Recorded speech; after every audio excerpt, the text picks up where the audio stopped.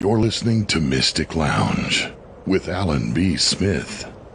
Rebroadcast on the Onyx Network. Thursdays at 11 p.m. Pacific. Fridays at 2 a.m. Eastern.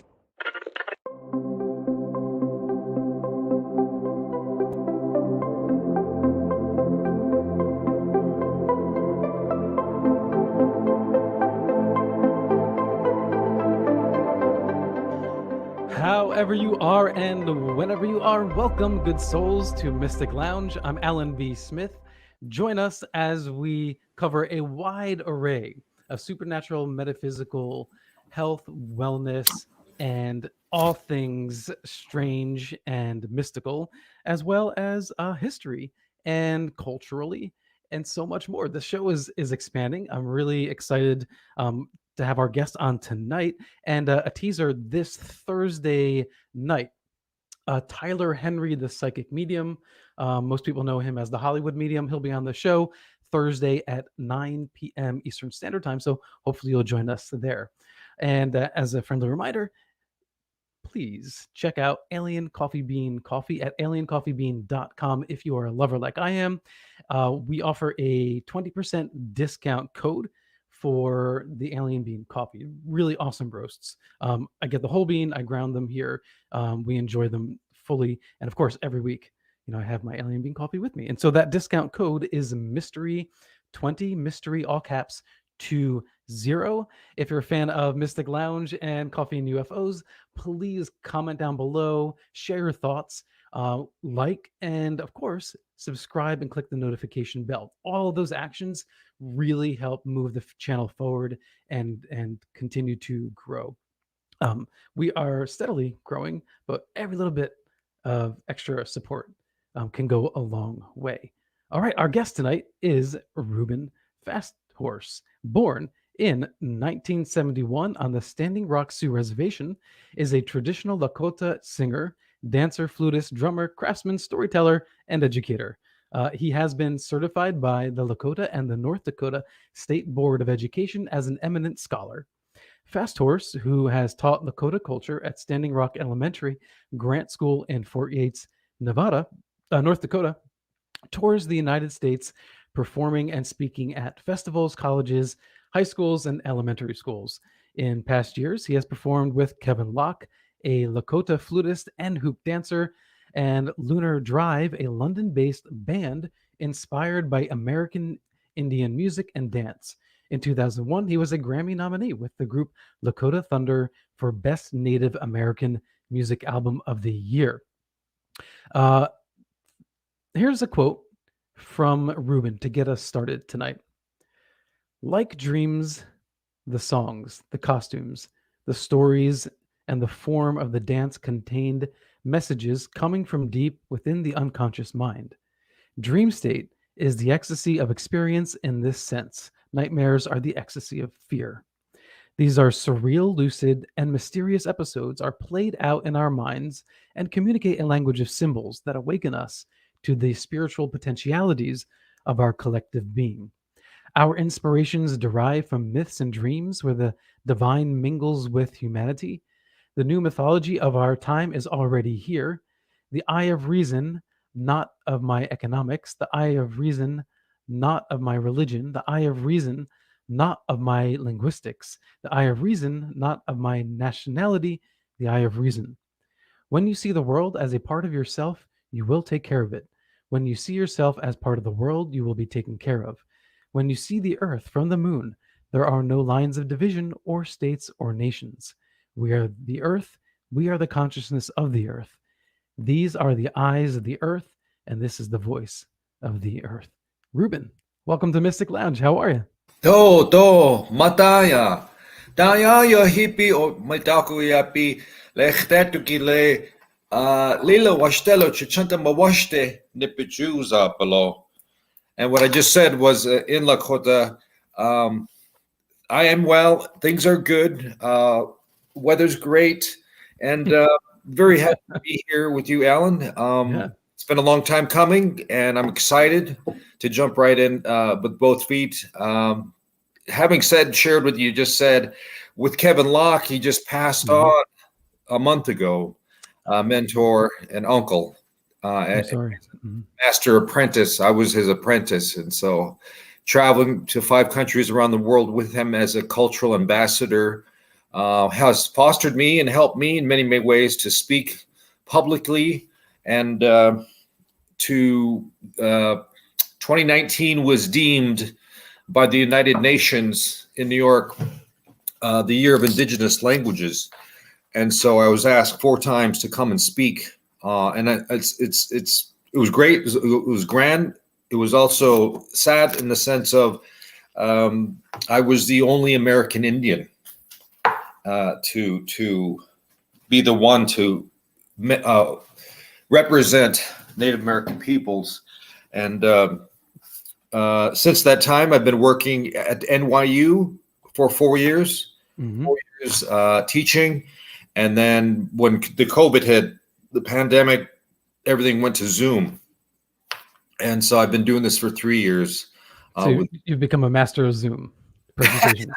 I don't know about Zoom, but we'll see. I mean, but I enjoy this. I love sharing as much as I can with people.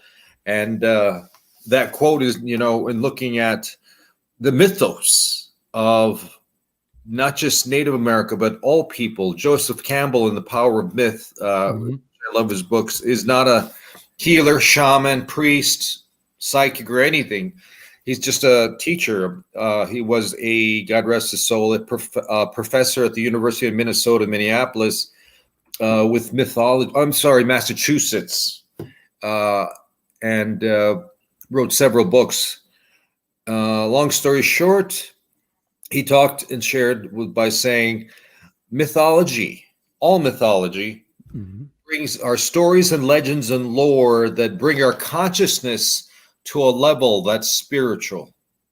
And I like that. That really makes sense. Yeah. When you're reading Norse mythology, Lakota mythology, Japanese mythology, it's not to be taken literally, but to be taken metaphorically, and how we let that sink in and see how we react to that. We ask more questions. And so what you do, I applaud you, what you're doing, as so many others and myself doing shows or classes, is to expand consciousness. Because when you expand consciousness, you can't unexpand it. You can't go back. It's there. It's like you being that little pebble in a still pond that's thrown in, and you see it go in and create these echoes, these waves, these ripples. Yes. And it keeps going. You can't stop it. You can't stop. And that's kind of what you're doing with your program, and bringing so many like-minded people and creating that. Well, I appreciate that. And I'm so glad that you finally made it on. Can you tell everybody, are you doing well? Everything okay? I know you had a loss in the family. So that I know that's not easy, but your head is okay, right? Yes, my head is okay. In February this year,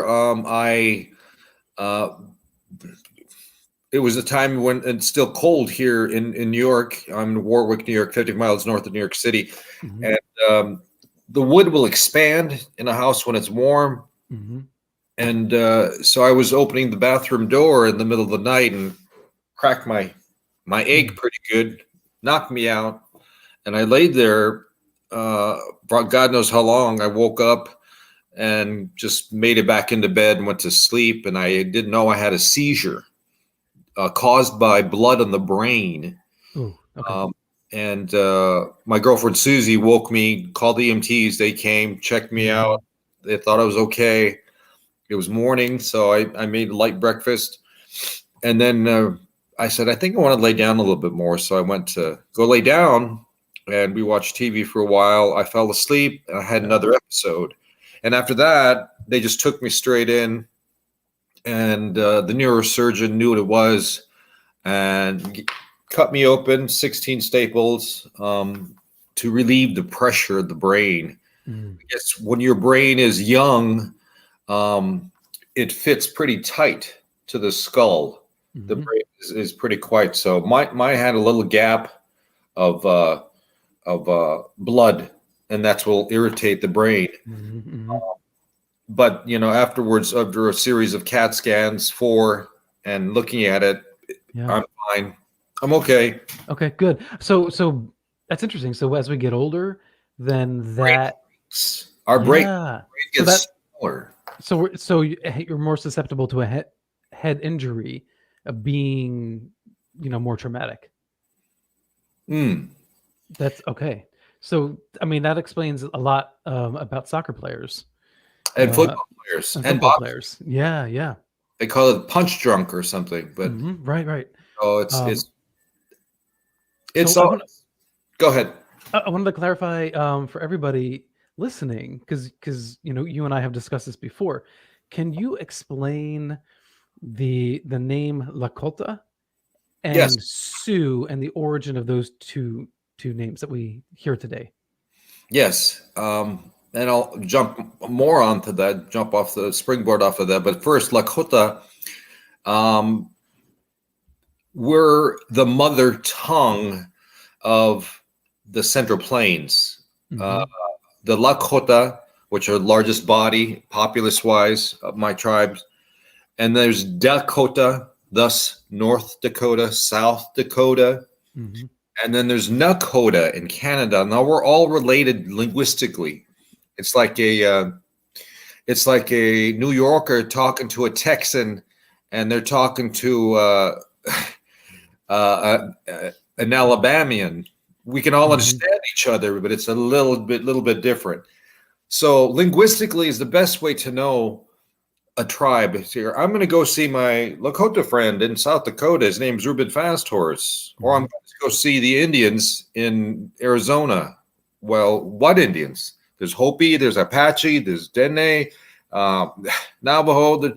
There's so many. So you have to, if you really want to get to know a native person, is to know them by their tribe or linguistic stock. And so when I say mother tongues, under the Lakota people, the umbrella that we have houses the Ponca, the Osage, the Omaha, and the Crow. They'll never admit it, but anyway, long time enemies. Out in the Great Lakes area in Chicago, it's all Algonquin, Ottawa, Anishinaabe, Chippewa, Potawatomi, and they're all linguistically tied.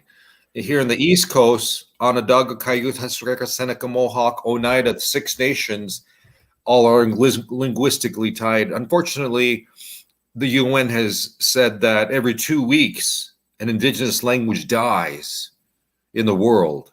Trying to raise to save, and that's what I'm doing with linguistics as much as possible, because when we look at those Iroquois, Algonquin, and Siouan peoples, there are so many other tribes that are utilizing their language, just like in Europe, but the Germanic languages, the Slavic language, the Romantic languages, and underneath all of those, there's several different French dialects, and So that's the best way to kind of understand that. So Sioux, when Europeans were coming and Manifest Destiny was happening and defeating tribes, they came across the Anishinaabe, which they call themselves, and we know them as the Chippewa or Ojibwa. So we just know them. And like us, people know us in the world as the Sioux. In Germany, they don't say Sioux; they say Sioux. Okay, and S-O-U-X. And many European, but we call ourselves Lakhota, Dakota, and Nakota, which means friend or allies. That's all. Sioux was ascribed to you by Westerners. By the Anishinaabe. By the Anishinaabe. Oh, because it was an insult. Yes, it was derogatory. Derogatory, yeah. So you're going to see our enemies, the Sioux.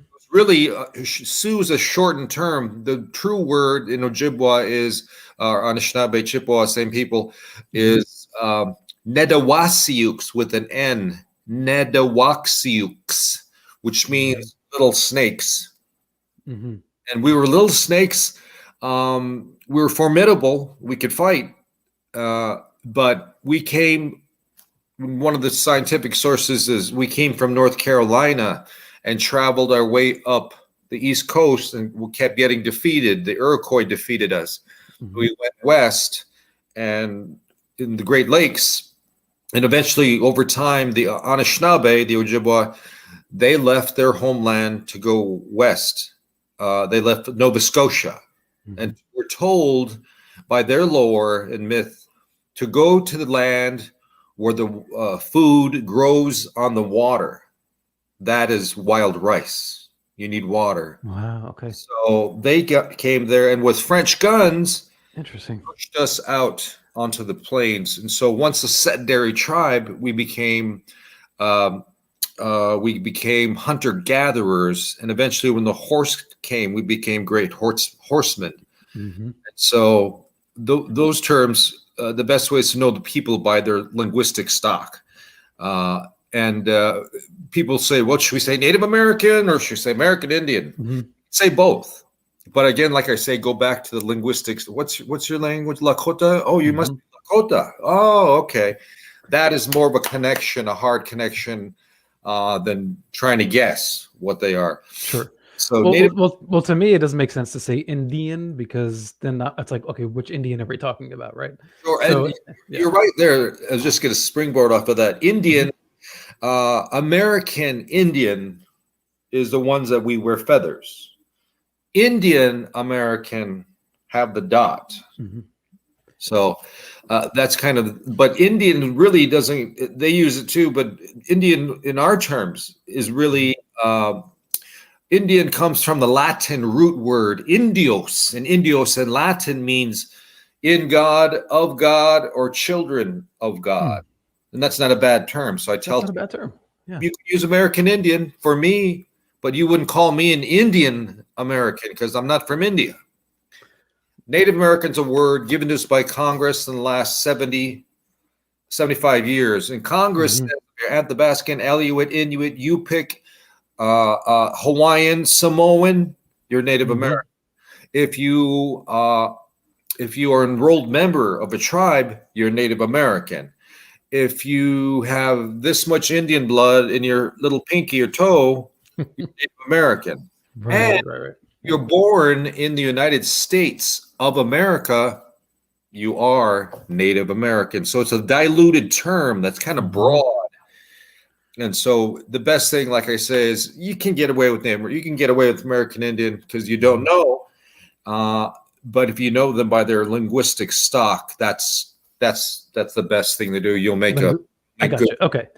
So if you were to speak broadly, or do you want to just rule that out, not speak broadly? So it's focus on Dine or Lakota or whatever, or can you speak in terms of the broad, indigenous people who were here before Westerners? Because it depends on the conversation, right? So like if you're saying Westerners came here and did such and such to that's everybody that was here. It's not just one linguistic, group.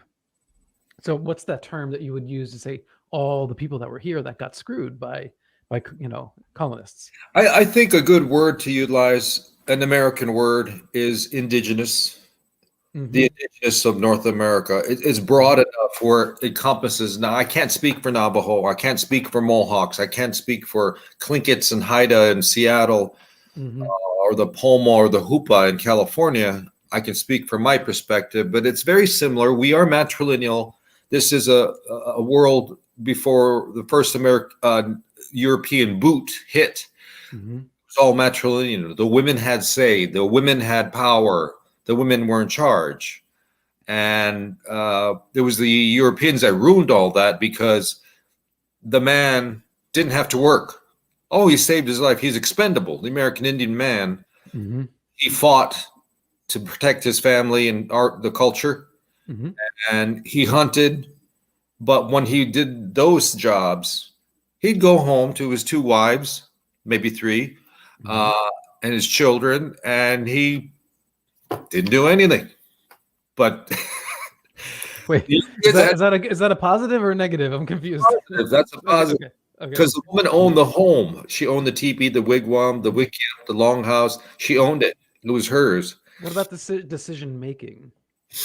equally there. Mhm. When men went to war, they would have a tribal council, and it's an interesting similarities. Lakota people have societies. You Mhm. have to earn your way into a society of men, like the Elks or the Moose, whatever these Mhm. groups have now. They're kind of based on that.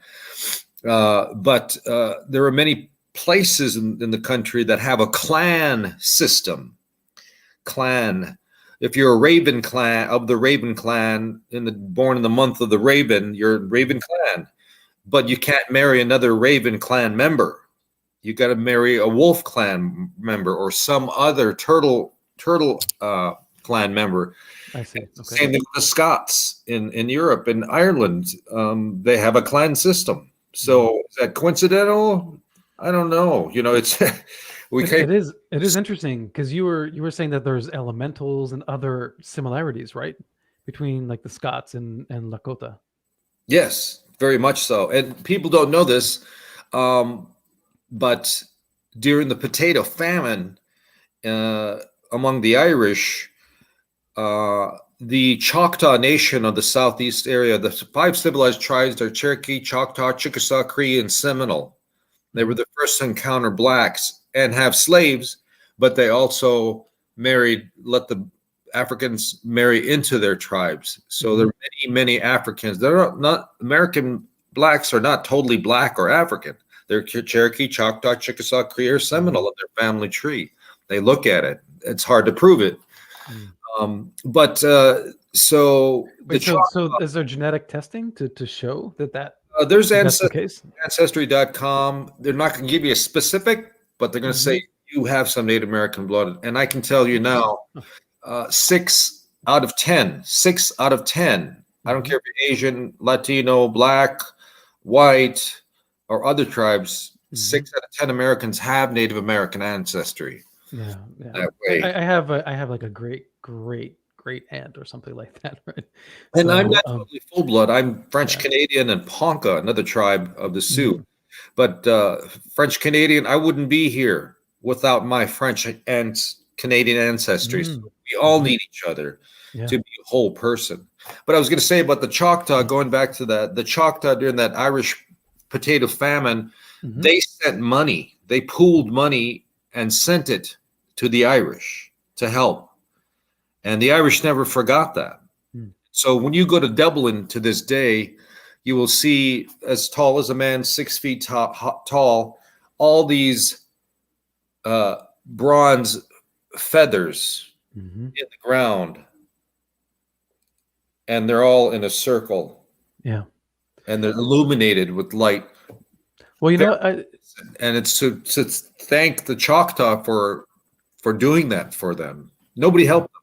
We did as Native people, Yeah, Native. that Native. no, it's really beautiful. And I can't speak much on Indigenous Americans, but we have some friends that live out in New Mexico on a reservation, and our first time there, it's in the kind of a very desert area, small town, and when we met, and there was a way of eating a feast after, gosh, I forget what festival it was. Um, but you would go around the table, right? You sit around the table, you'd have your plate, you eat your food, then you'd only stay there for like, a short amount of time, and then you'd get up and let the next person come, right? And we would kind of do this rotation. Um, it was considered rude to just stay at the table too long and chat too much. But in the short amount of time that we got to spend there, like moving through the house and talking to different people, Native Americans are so worldly and aware of, and this was our impression of not just the United States, but around the world, like geography, like knowledge of geography and other cultures around the world that I have to say the average American is not necessarily, schooled in. And I think that relates to what you were just saying there. There's a sort of like this sentimentality towards just compassion for other people and other cultures, and I'm beginning to sense that more and more. And for you, where does your heart lie in the changes that you want to make in the world? Yes, it's a lot of it is shame. To be blunt, shame is what kind of Americans feel in that way. But I'm not here to be shameful or shame anybody. It's just to create an awareness and to now move forward as a pebble is thrown in and your consciousness is echoing, spreading out. Now you can do something in that way. Go to a reservation, go to a powwow, check out a festival. You friended me. So there's all that aspect and element of creating awareness. And by the fact that we're talking is already expanding consciousness, and people are curious. They want to know their heritage. They would like to know, how can I do things?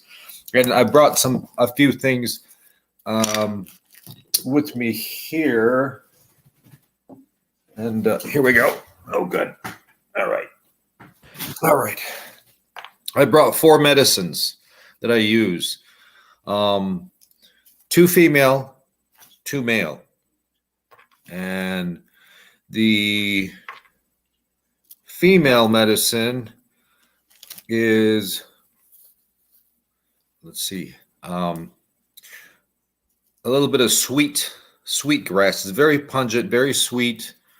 And this is what we do. We do a virtual I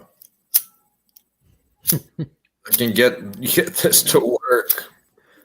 Anyway, I don't have to burn it, but you smudge it. And so this sweet grass is female medicines, the bigger version that is braided, grown in water. And then also we have cedar. So cedar is female as well, and it is used during thunderstorms. And so if you have cedar, utilize it, you burn it with the sweet grass and a little bit of cedar here. That's female, and it's used to calm the house. So when children are scared of the thunder and lightning, or they want to calm the animals down, dogs, cats, like, are afraid, and you can burn cedar, and it cleanses. And it also appeals to the deities of the West, the thunder beings, the thunder bird, in that way. Sweetgrass is used as a purification, a means of purifying things. If you have a ring or some item that you want to bless, you can use it. Now, the male medicine is sage. And sage you burn to also purify things. If you have spirits, negative energy in the house, you burn sage. Yeah, we do. We use it as just a sense of, like, whether it's just in our minds or not, it feels like we're cleansing. It just feels, it's a psychological aspect of the placebo effect, maybe. But yeah, I definitely believe that. And I also want to get this in. We have a comment from Benjamin. He says, "I am from Chicago, but I'm Mexican. LOL. Does Chicago really mean smelly onions?" There's so many explanations for names that are so not true. So I am curious. Yeah, it's a good question. I will come back to that. Okay. I want to finish with the medicines. Oh, sure. Yeah. So burning these items help you psychologically to get into prayer mode. Why do Buddhists use incense, or Hindus? Same concept of seeing your visual prayers go up. Your manifestation is there. It helps you psychologically. And so tobacco is the 4th medicine, which is male. And tobacco, of course, native people smoked it. But it was too strong for the British. They didn't like it. It was too. We use it as a tincture, as a poultice, as tea, tobacco. But it's not the tobacco that you'd find in Marlboro cigarettes or anything like that. It's more of a local. What we have back home is cha-sha-sha, It's the filaments between the bark Mm-hmm. and the wood. It's the in between that we'd scrape, and we use that and it's non-carcinogenic. It's not bad for you. It's just a means of symbolically using this pipe to pray, very much like a Japanese tea ceremony. The Japanese have a tea ceremony to bring male and male, female together, and it's not the drinking of the tea. That's not the ceremony. The ceremony is the joining, and same thing with the pipe. Mm-hmm. The bowl is the female, the universe, and the male that goes into is where the two become one, and then opportunity opens up. So these herbs help in that way. Cleanse your house once a month. Native people never had any indoor plumbing, so we smudged the bathroom. Mm-hmm. We also never had corners in our house, so we smudged the corners, all the corners in the home. Oh, okay. And, it helps to just to kind of alleviate and cleanse. And actually, sage is used in Sundance and ceremony. Piercings are made in the men, and their wounds are there, and they break from the tree. They will put sage on the wound. It's an antiseptic. It also is an antiseptic in cleaning the air when you burn it. Mm-hmm. There's many medicinal things going on. So, just to let you know, go ahead. Well, I was going to say, is the saging of the corners like a way of releasing the flow of chi in a way? If I can equate those two different ideas, I would say that. Like the energy getting stuck there. I would say that, and I would say this: not just Lakota, but other cultures would smudge the Dene, who have hogans. The Dene, what they call themselves, we call them Navajo. Mm-hmm. They always burn the sage into the corners because that was a doorway for things to enter, whether they're positive or negative energies. And they didn't want anything coming in if they're doing a ceremony. So it was kind of like a spiritual block,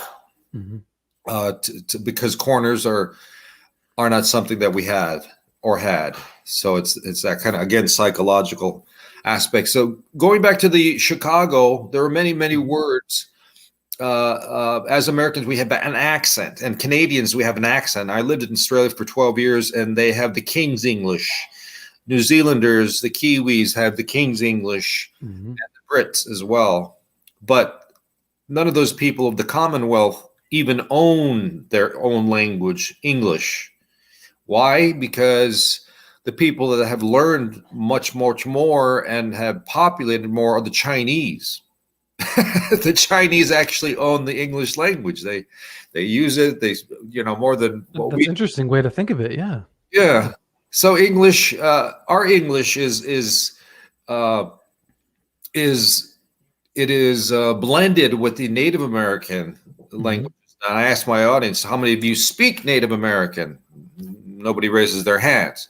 So I say, you don't use words like Massachusetts, Connecticut, Delaware, Michigan, Ohio, Kentucky, Tennessee, Alabama, Missouri, Wisconsin, Minnesota, North, South Dakota, Nebraska, Kansas, Oklahoma, Texas, Nevada, Alaska, Hawaii. 27 states, over half have native names. They try to make a New Zealand, a New Spain, a New England, a New Germany, New France. They ran out of the words, so they began taking ours. And in the process, they've kind of bastardized it with English. So when we look at a word like Minnesota, it's not Minnesota, it's my language, Lakota, which is Minnesota. Mini is water. Shota is smoky when it evaporates. Over 50,000 lakes in Minnesota. Minneapolis. Mini is water in Lakota. Apolis is Greek for city, water city. And so all these terms. Wisconsin is Ojibwa or Anishinaabe. Wisconsin is not Wisconsin. It's Mish with an M as in Mary. Mishkonsing. Mishkonsing means the land of dark waters. And if you're not that part of the country, you'll see that the acid from the tamarack tree drains into the water system and turns it brown. So it looks deeper, a foot long, or could be 6 feet deep. You can't tell. The Ojibwe say the land of dark waters. And then Milwaukee is Menominee Indian, Milwaukee, beautiful land by the lake. That's debatable. It's kind of industrial there. Things have changed. Yeah. Well, Reuben, before we run out of time, let's shift gears a little bit, because you have quite a bit of knowledge about what we would consider maybe cryptids or supernatural, Yes. relating to indigenous culture. Yes, just to finish off what I just was saying, Chicago is a Miami, the tribe that lived there, not from Miami, Florida. They didn't say Chicago, they said Zagog, like a Z in zebra.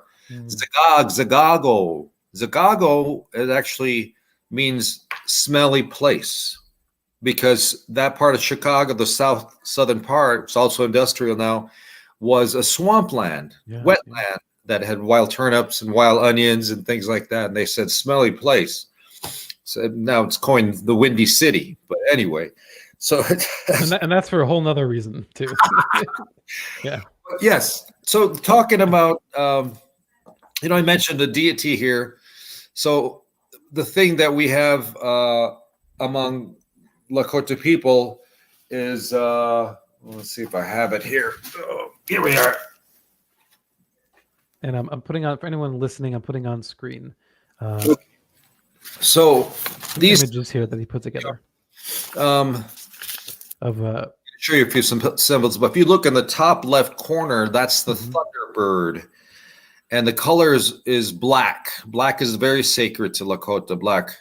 It is the West. So if you have a medicine wheel, so it's like that on my finger. I'm not trying to. There's the medicine wheel. Gotcha. Okay. So north, south, east, or west. West is black. West is the thunder beings and thunderbird. The north is white. It's the Buffalo Nation. In the east, it's red. It is the elk nation. And in the south, it's yellow. The east is red. Yellow is south, and yellow is the Wamakhashka. Wamakhashka means all living things, the winged, the swimming, the crawling, the plant nation, the two-legged, the four-legged, all of us. So that's kind of the medicine wheel, as I said before, looking at the thunderbird right up there. You know a thunderbird is here with the thunderstorm, because when the clouds roll in, his wings roll in, moving it along. The thunderbird, thunder being, opens his eyes, lightning strikes. When he opens his mouth, it's thunder. Thunder comes out, shakes the house, scares kids. But it's one of those intimidating but very sacred.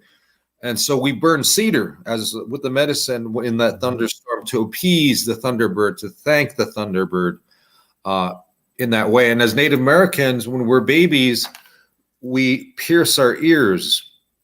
And that was a mandatory thing right away. Why? Because you're creating unnatural holes. You already have ear holes and a mouth and other articles on you that have holes naturally and serve a purpose. But the earrings were to appease the thunder being, because it would not strike thunder on you. Now you got to think about it like this. If you live on the prairie, you can't hide behind a building or a tree. You're out there in the open, so you're susceptible. And so if you pierce through ceremony to the thunder beings and pierce your ears, make unnatural holes, they won't strike you. That's the belief. That's the belief. Okay. The thunder being is very sacred. I'm going to jump around here. One it's in Lakota, but it says underneath multi-tribes, multi-Native American tribes. The next entity there is to the right side of the tree. It's a woman's figure in black, and you see antlers. And it says deer woman. The deer woman is another multifaceted, multi-Native American entity, and she is a symbol or a goddess of sex and fertility. Mhm. So she would lure men by promiscuous men. She would lure them to even their deaths. So that was what she wrote. So all these beings were not evil per se, but they were made. Yes, UFOT. It's something that I think women have a natural power. That's why Native American men, people had matrilineal societies, matriarchal. The women were in charge, and even our deities, in many many ways. So she is a symbol like the Thunderbird. She can go on both sides of the fence. She can be helpful. She can be destructive in that way. And again, it's how you all take it. And how real is that to this day? Do people still believe, or are these considered, symbolic? Or for instance, the Skinwalker, right? There are people that really believe the Skinwalker exists today and is still around. Is Dear Woman around? I think I must say yes. All these deities that we see here, like the Greeks, we had many gods. There was Zeus, there was Aphrodite. They were all part of the culture. So we weren't we were a polytheistic people. Many godded, as opposed to a monotheistic one god in that sense. So it opened up the wind, the air. So nature plays a role. And these deities, the Thunderbird, it's like a man in his shape and form, but feathers. They are us and we are them. And that's the whole psychological aspect of not being afraid or detesting nature, but to join with it. And so the Deer Woman is that same entity too. That, the people on my vision quest at 26 years old, sitting on a hill with tobacco ties, nude, with a buffalo robe, bowl of water and bowl of dried meat for temptation, but not eating, sitting there, not sleeping. In doing that, to take away things that you need, food, water, sleep, purposely you're doing it to reach the other side. I wanted a vision. I'm asking for a request. Okay. To understand. Sure. And so these deities are there to look at, and some are kind of demonic, like the flying head. I forget, the flying head is the Iroquois people, and there's other creatures like the oh gosh, there's some familiar ones I see, like the Wendigo, the Pukwudgie is very familiar. Let's see. Is that Big Coke? It looks like a skeleton. Big Coke. Yeah, he's a skeletal warrior. Skeletal warrior. So interesting. That's new to me. Yeah.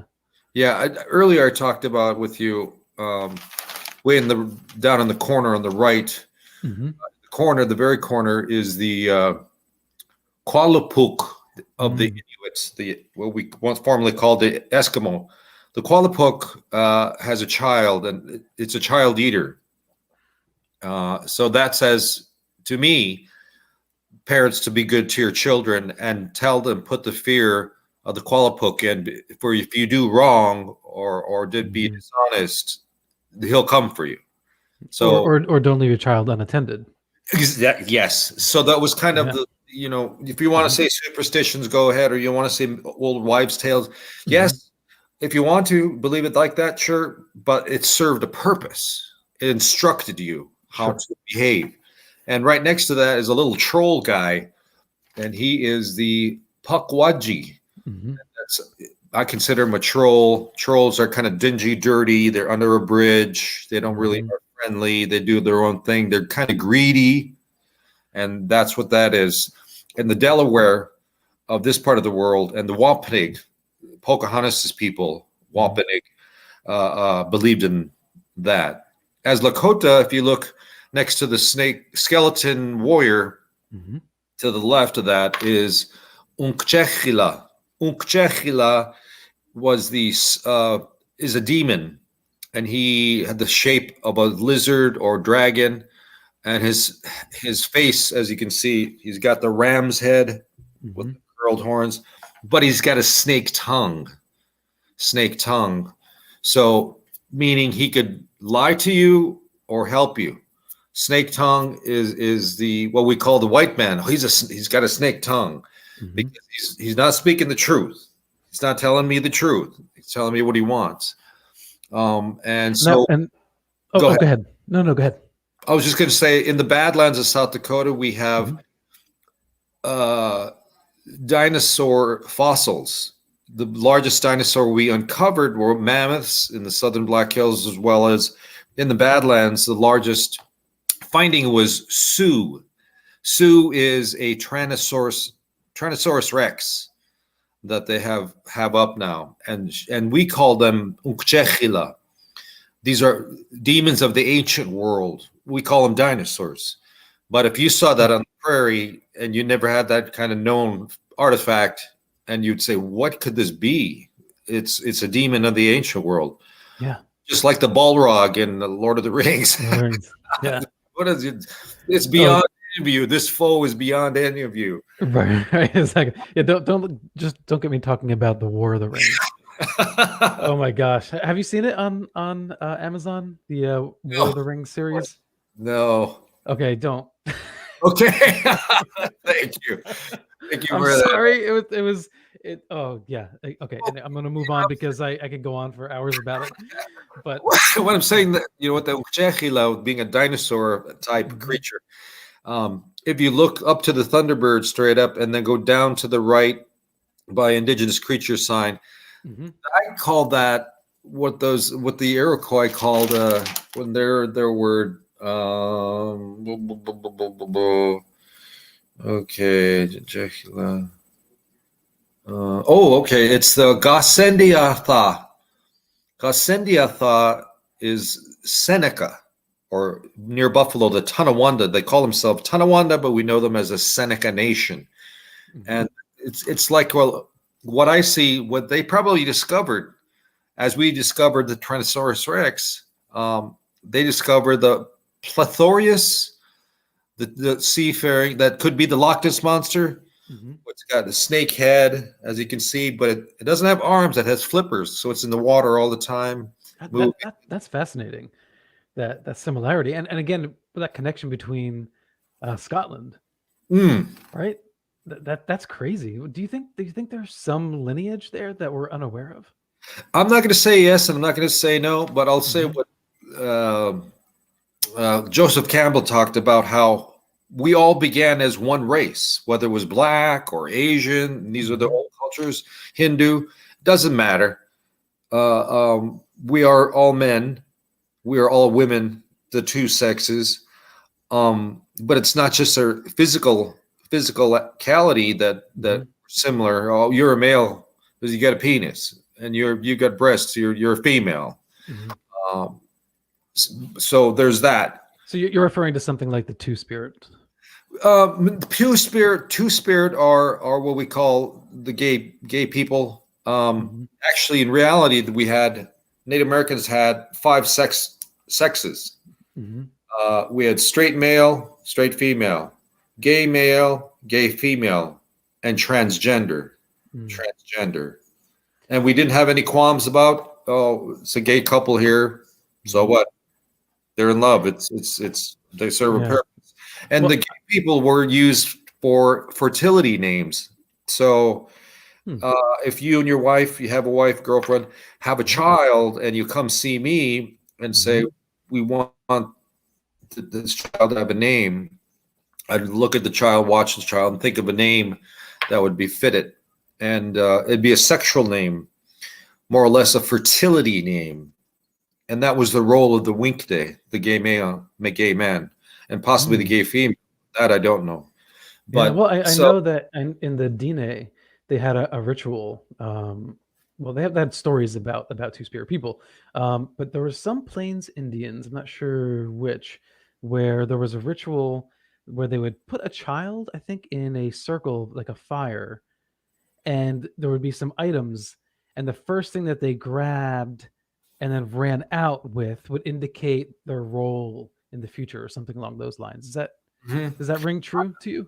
That does sound familiar. Mhm. It's really all about choice, however this Mhm. ritual may be done, but it's really about the child's choice.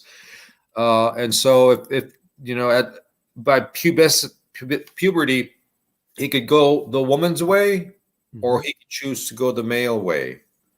And even in our language, when I learned Lakota, the mother matriarch matrilineal culture that we do have as all Native Americans, Mhm. the woman is the first teacher, and so we learn to speak Lakota, even though we're boys, like women, Mhm. and Well, you know then what? we keep going on that way at 11 years old, 12 years old, or we can go the male's way, and then we learn the uncle's language, Mhm. grandfather's language. That's That interesting. Yeah. So language is kind of like a pathway, and you can choose. it's the Uh, key that opens the door to the culture and the real people who they I are. love Because that. I tell my students, you gotta, in order to think when you come to class, don't think Mhm. about what you're gonna eat tomorrow. You got gas in your car. Don't think American. Think Mhm. Lakota. Think Lakota, so that you can speak Lakota. And that's exactly what you're doing by showing these indigenous creatures. Now we're getting another insight of there were not just Lucifer and his horde of Mhm. angels that were turned to demons and Yeah. devils. There is no concept of hell in Lakota culture. Most Native American Mhm. cultures, there's no concept of a devil. There's a trickster.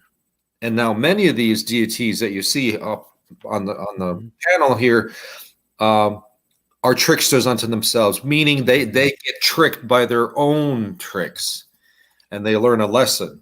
Well, you And know what? There's something I want to throw this at you. sure, Often, because we hear about this in mythology worldwide, the trickster, character or motif. Um, in my experiences in the past on psychedelics, there was oftentimes I got this sense of a presence of like a trickster kind of presence, Loki. and it makes you kind of look at reality and sort of laugh at reality itself. It has Yeah, that kind of effect. that's, Yeah. you're right there. That's the psychological path that Joseph Campbell talks about. And kind Mhm. of going back here a little bit of not just Two Spirit, but before that, um, the male and female way. Mhm. Um, we're half male, you and I, and we're half female. Why? Because mom and dad made us, and Good, so good point. well, we don't think of it like that. Yeah, yeah, yeah. But so these deities are tricksters unto themselves. They trick us. They take forms that would seem unnatural. The dead soldier Mhm. walking, a ram's head on the Mhm. snake, a troll, and all these different things. They're all descriptive of what you see. Like the Wendigo is Ojibwa, Mhm. and it's got wolf's hips and feet. It's Mhm. got a human torso with elongated arms. It's got a wolf's head with wolf's teeth, but it has antlers. So they believe, um, some believe that I've come across when I lived in Ojibwe country in Wisconsin. They said never say that word. You don't say that. That's just a no. It's a taboo, and because it's a cannibal. It's a cannibal. It will eat men, and like Wow. Bigfoot or elementals, they believe it's a spirit. It's not. It'll take the physical form, as I talked about the elementals and the leprechauns and those kind of things, uh, to make us see, want to be seen. That's why there's no real pictures of Bigfoot. Mhm. There's stories on reservations of him crying or she crying, and all the reservation dogs are strays. It would bark and howl, but when the Bigfoot would scream again, all Mhm. the dogs would whimper. And so Right. people But here, believe, but that's the thing with Bigfoot is that not only is it a creature that is in the pantheon of indigenous creatures, right, in America, but it still occurs today. I know that there are indigenous Americans that report it. There are Native Americans, meaning everybody all over the place that are live here, The right? Yeti in the Himalayas. Yeah, I mean, there's so many reports that I don't know. It's really hard for me to believe that this is some kind of I don't know. Some creature. Archetypal symbol. There seems to be something very in between consciousness and reality, but something physical there too that people are seeing and have been seeing for a long time. And to me, when I think of that way, I think of we have shape shifters. You've heard of shapeshifters. Mm-hmm. That's Lakota, the mule deer. And it's a mule deer because it's got big ears, Mm-hmm. but a small tail that's a black. So it's called the black-tailed deer. And here in New York, it's the white-tailed deer with the big flap. When it's you see a deer, it flaps to warn, and they're smaller.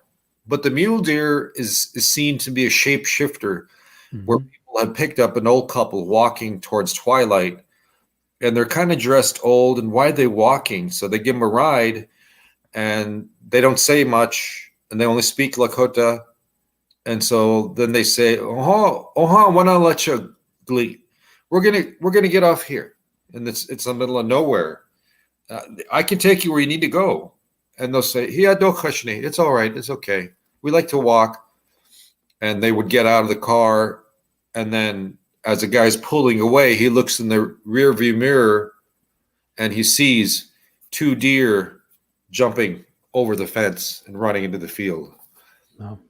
And it's like you talked about an archetype, and that's what I want to say is that we have all these stories, these creatures, legends, lore, and myth that bring our consciousness to a level that's spiritual, but it all started from one race of people. Yeah. So there are so many commonalities, I want to say, of the original archetype. But yeah, we're males and we're females, but we also think very similar in many ways. And what I'm saying is that the archetype is, so I'll give you an example. Joseph Campbell talked about the marriage between the king of the sky and the queen of the earth. Mm-hmm. The king of the sky is the eagle. The queen of the earth is the snake, the serpent. Mm-hmm. It could be both. She could be the king or queen of the sky, and he could be the king of the earth. But they come together as one, and you form the union of that coming together produces a dragon. A dragon. Mm-hmm. Now there are 2 dragons in the world. There's the Western dragon, which is like in Smaug and Lord of the Rings. It hoards virgins and gold. It has no use, but it wants it. And destructive. And then you have the Asian dragon. Very beautiful, bountiful, giving, caring, kind, helping. And that's kind of, how did we come to be that? Asia is here and it's over here, and they still have that. And that's what I'm talking about, that there's a common ground there someplace in our DNA, in our past, that this is not all just mishapped or made up, or they never even met each other. Yeah. It sounds to me like what you're saying is that different dragons, but different sides of the same coin. Yes. So, one represents like the earth and nurturing and compassion. The other one represents the ego. It's the duplicity of the good and the evil. Yeah. And interesting how geographically it kind of separated that way too. That's very interesting. I have a question from UFOT. Reuben, out of all of these indigenous creatures, who would you least want to meet in the flesh? Least. Yes. Having lived in the woods and being in the woods, the Wendigo, I wouldn't care to meet. Much larger, cannibalistic. But that one seems very powerful among the Ojibwa people. They were very adamant in saying, we never talk about you. You never say that. We know you're Lakota, but we don't do that. And so no, and they would get very defensive and back away. And I thought, wow, that's really, there are things in this world. I've done to ceremonies my ceremonies and a few others where I grew up Catholic. I almost became a priest, a Jesuit. Long story short, I got to go in the ceremony to help this medicine man of my tribe. How he knew I was Lakota and knew I could speak, I didn't. He just picked me out a group of Indians. Koshka, let's your hiwo. He looked at me and said, nephew, come here. And he proceeded to show the men that what they're going to do. I was a dummy to the ceremony. And what he did was be covered up and wrapped up with a blanket and rope. And then they turn the lights off and they sing. He's a Uipi man to tie him up. That's what Uipi means. And then he's able to make a spiritual connection to the other world and ask the spirits who only speak in Lakota to him. But he, I could not explain, because at the end, we all stood up in the dark. You can't see your hand in front of your face, that dark. And we stood in a circle. And when he was out, a rattle came to a light. It was rattling, but you could see light in it dissipating. And it went to everybody and went around them and went to the next person and next all the way around to complete the circle. Yeah. And skeptical me, I was standing among three people and the rattle was coming and went around. And I thought then and there, I'm going to take a step back to see if this really is what I think it is. And I thought it would just go to the next person if it was a person doing this, and on to the next one. No, it didn't. So I was standing there, and even though I was stepped back, it went around my head. Then it hit me right hard in the head. You felt a physical impact. I felt the rattle come, the light I could see, and it slapped me in the head. That's crazy. And I thought, okay, there are things in this world I don't need to know. They just are. And so let it be. Just let it be itself. You don't need to know every bloody thing that's going on and debunk it. There's just some mysteries that I love to be mysteries for the super psyche, the human psyche to. Yeah. Well, that's the theme of this program is, live in the mystery, which is to say, we'll try to find out, what we can, but we have to embrace the mystery, because that's what makes like things so special. When you go into the woods and it's a full moon at night and, or you're sitting out on your deck and you don't understand, you can't see in everything into the darkness, that sense of the mystical life, like that is something that feeds our soul. And Tyler Henry, who is on the next episode, he was kind of talking about that too. Like, we need more, our society needs more of that mystical sensation. And I think that's something that I think personally, I might be wrong, but I think social media kind of sucks that out. Even though a lot of people seek it in social media, it's not the same as staying at home, lighting a candle, meditating, spending some time in nature. You can't, the social media is a simulacra of the mystical in most cases, not all, but in most cases. And so I think that there's a lacking there that society really needs. I'm gonna prescribe something to jump on that, to prescribe some homework for everybody. When I pray, I'm always barefoot, because most cultures do that. Japanese culture, Lakota culture. And the reason being is when you're barefoot, try to lie. You can't do it, or it's very hard. You feel guilty. And so when people come into a Japanese culture, they say, remove your socks and shoes. And they're just finding that common ground. And in Lakota, we have a saying that says, when you walk into another's country, remove your socks and shoes, because the land you walk on is holy, and God, the goddess, was already there before you. And I just think of that and like, oh yeah, that's right. That's the mystery. That's beautiful. I love it. The other thing I want to prescribe for everybody is tomorrow is full moon. And if you have jewelry, silver, I always put it into the moonlight, and let it charge. And that's again another psychological aspect of wearing something that is empowered, or smudging in the morning or at night, just to get connected, get rooted again, being barefoot in the grass or the sand or the water, feeling nature. And I think you can do that, or you can try to find an Indian or a reservation or make a way. But really, it's you that has to do it. It's your power. It's your connection. It's how you make your ceremony for yourself that works.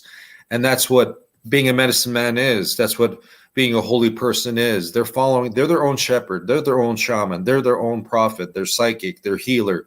That's what we forget. And that's what I love about what you're doing, Alan, because you're empowering people by saying, hey, yeah, you can follow a priest and have a shepherd and your sheep.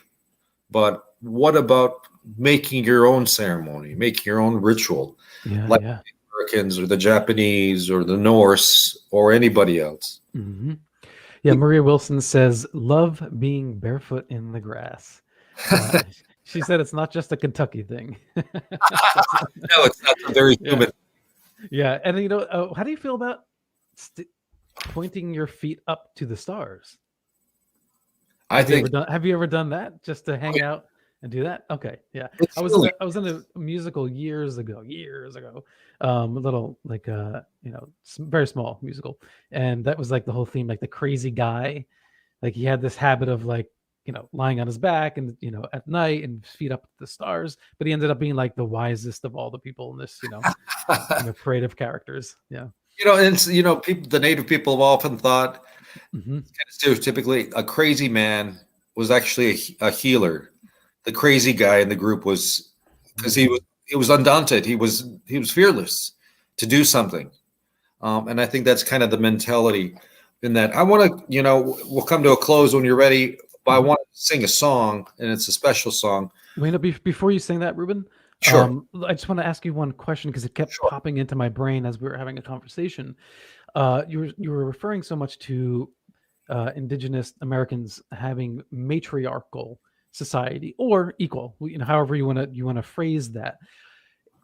Are we misguided by the representation of what we see in Hollywood and in books? Because it always appears that it's the males that make all the important decisions within each tribe.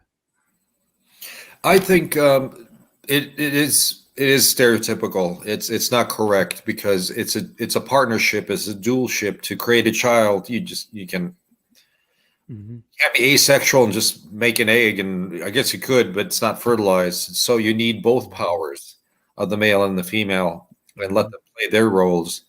But I saw this wonderful picture of a woman, native woman, standing there on the beach, and her partner, male, wrapped her in a blanket, and she stood there, and they held each other and watching the sunset. And it said, let's see, it said, a man's job is to protect the woman and his children. The woman's job is to guide the man in his life. And I think that's that equal dualship that needs to do.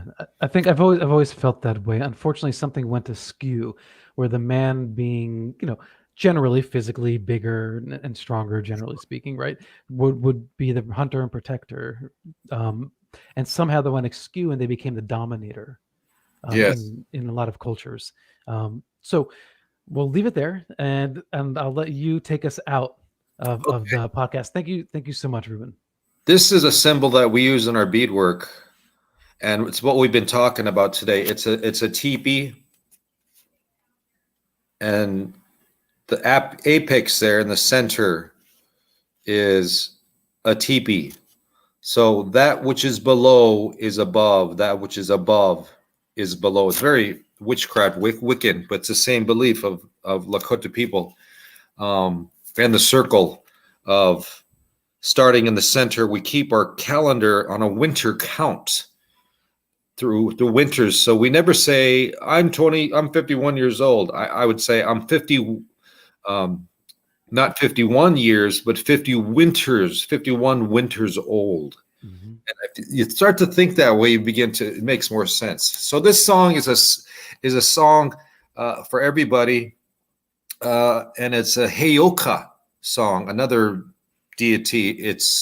The Heyoka is a sacred clown. There were sacred clowns in all of North American native tribes, and they played a role of alleviating the suffering of starvation or death or hardship by making fun of themselves. Mm-hmm. And they were touched by the thunderbird. The Heyoka became the physical manifestation of the deity in the West, which is the color black, and brings lightning and thunder in the weather. And so the song says, Due maki prapelo, lechiaya due maki prapelo, weoch beata wakia oyateki kola maki papelo. And the song is saying, who is it that calls to me? Who is it that calls to me? Friend, it's the West. Friend, they're calling you. They're calling you. Who is it that calls you? It's the West.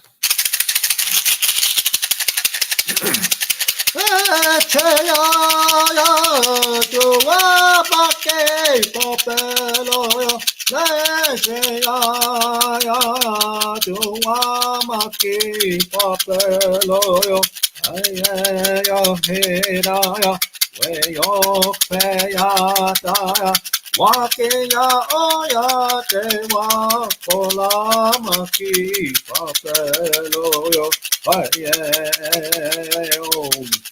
we yo peata wakia oya te wa kola maki papelo yo aye